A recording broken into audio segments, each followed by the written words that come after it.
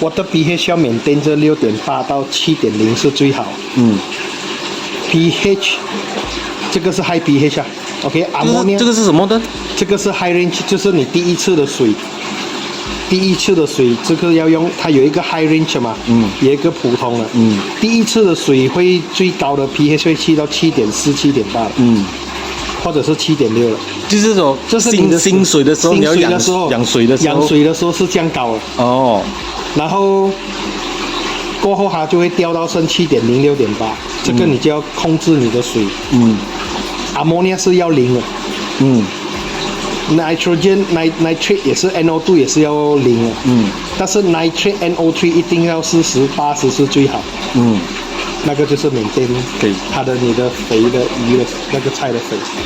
这样子你讲的这套东西就是6.8、7.0，这个没有算了，这个是0，这个是0，然后这个是40、80 那个 level， 这样子160就是你的鱼会有臭泥味。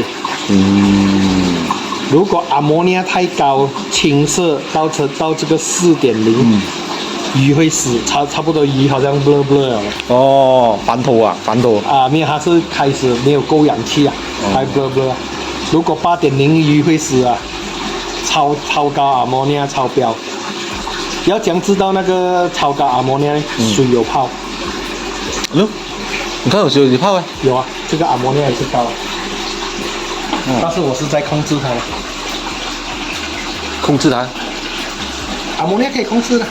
对，因为你不是讲那个鱼分的关系才以。对呀，所以你控制鱼次，你一定要给它播杀。1个礼拜播杀1天啊。1天到2天啊，你可以播杀1天复次，还有播杀1天，还有1天就是给它吃到 weed。这个小叶子啊。这个小叶子。小叶子叫什么？duck weed。所以这个孔雀鱼汉葵鱼哦，这个。对，我繁殖很多。说你来养啊？你来卖啊？没有啊，我养没了。汉葵鱼它吃它直接吃那个鱼那个。它不吃到位的，这个是我放在里面的。这样子你是给它吃。我要吸收这个也是会有那个 nitrate 嘛，NO3 跟 ammonia 嘛，我放到位来控制它。